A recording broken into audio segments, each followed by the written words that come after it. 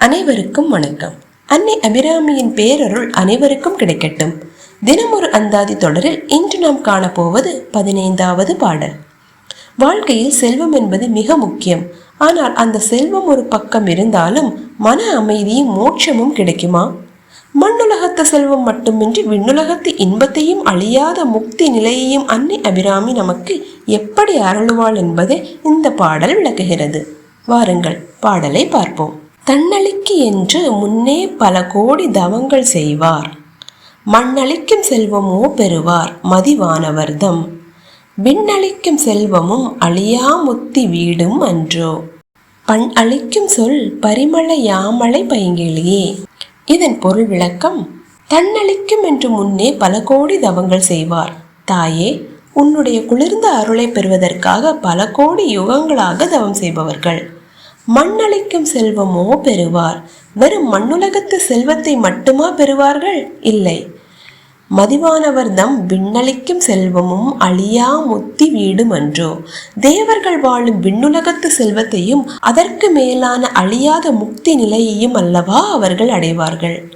பண்ணளிக்கும் சொல் பரிமள யாமள பைங்கிளியே. இசை போன்ற இனிய சொற்களை உடையவளே, நறுமணம் கவளும் யாமள தேவியே, கையில் பைங்கிளியை ஏந்தியவளே.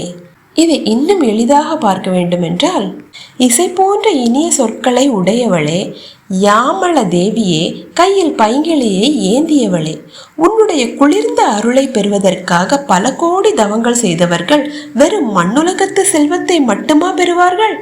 இல்லை.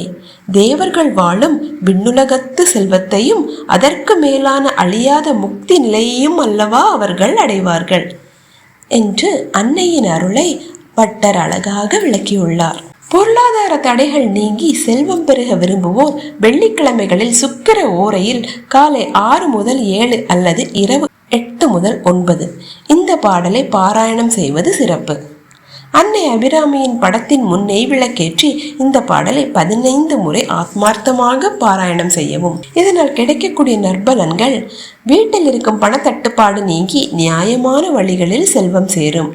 அழியக்கூடிய பொருட்செல்வம் மட்டுமின்றி அழியாத ஞானமும் முக்தியும் கிட்டும். தொழிலில் முன்னேற்றமும் தடைப்பட்ட காரியங்களில் வெற்றியும் கிடைக்கும். பூஜையின் பொழுது அன்னைக்கு செந்தாமரை அல்லது மல்லிகை மலர்கள் வைத்து வழிபடலாம். இனிப்பு கலந்த சர்க்கரை பொங்கல் அல்லது பாயாசம். எளிமையாக படைக்க வேண்டுமானால் கற்கண்டு கலந்த பால் படைக்கலாம். அன்னையின் புகழை பாடினால் நாம் கேட்காமலேயே நமக்கு தேவையான அனைத்தையும் அவள் தருவாள். நீங்களும் இந்த பாடலை தொடர்ந்து பாராயணம் செய்து வாழ்வாங்கு வாழுங்கள். இந்த தகவல் உங்களுக்கு பயனுள்ளதாக இருந்தால் வீடியோவை லைக் செய்யுங்கள். தொடர்ந்து அபிராமி அந்தாதியை சிந்திக்க சேனலை சப்ஸ்கிரைப் செய்யுங்கள். நாளை 16வது பாடலோடு உங்களை சந்திக்கிறேன். நன்றி, வணக்கம். ஓம் அபிராமி சமேத அமிர்தகடேஸ்வராய நமக.